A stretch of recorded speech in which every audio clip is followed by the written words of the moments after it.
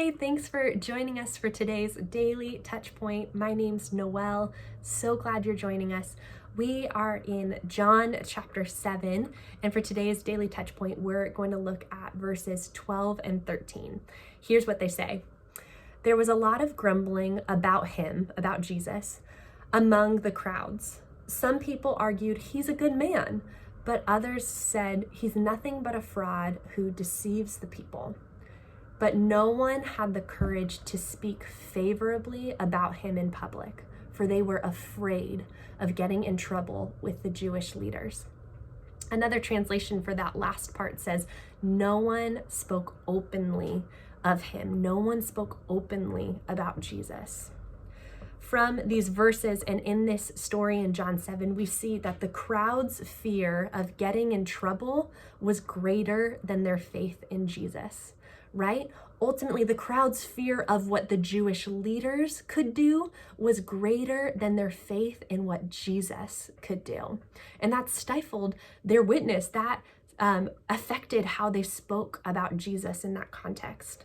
And really quick, why does that matter? Why does it matter that that crowd didn't have the courage to talk about Jesus openly?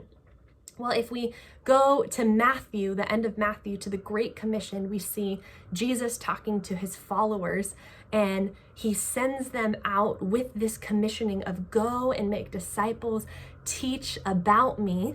And so there's an importance to Jesus in us proclaiming the gospel.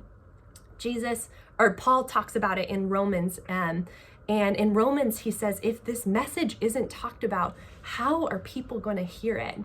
So there's an important part of our faith in Jesus that includes a willingness to share our faith with the people around us, to share it publicly. Our faith, our relationship with God is meant to be personal, but it's not meant to be private. And if you've put your faith in Jesus, I feel an invitation from this John 7 chapter to consider and reflect how we speak about Jesus publicly. How open are we about sharing our faith with other people? Maybe you're in a season where you're experiencing some fear in sharing your faith with somebody. I just want to say that I've been there, and I'm by no means perfect at sharing my faith, but something that was really helpful to me was something my friend introduced to me called the what if game.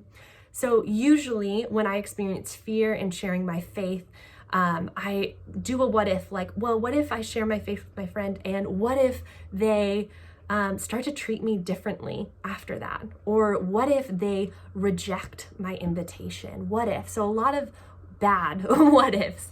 But my friend encouraged me every time that I said a bad what if to also think of what a good what if would be. So for example, what if I share my faith with my friend, and what if they give their life to Jesus? Or what if they do come to church with me? Or what if I do share with that coworker and they do want to hear more? So something that's really helped me to not be like the crowd and experience fear in sharing Jesus is playing that what if game in my mind. So CA, let's be a people whose witness is not stifled by fear. Let's bring those fears to the Lord and ask him for help to increase our faith. And let's be a people that when there's a confused crowd like there was in John 7, let's be people who have the courage to speak favorably about Jesus in public.